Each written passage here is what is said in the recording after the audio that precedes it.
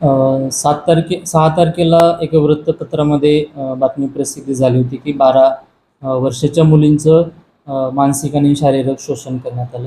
त्या अनुषंगाने माऊली झावरकर महाराज संस्था या ठिकाणी आम्ही पाहणी करायला गेलो.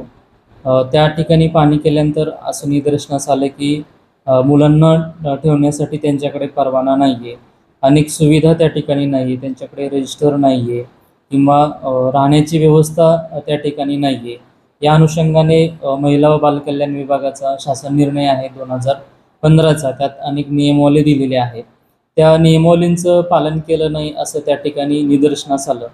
त्या अनुषंगाने 2025चा एक महिला व बालकल्याणचा शासन निर्णय आहे. त्याच्यामध्ये अशा ज्या काही संस्था असतील ज्या बालकांचं शारीरिक व मानसिक शोषण करत असतील तर त्याचे कारवाईचे अधिकार हे आमच्याकडे दिलेले आहेत.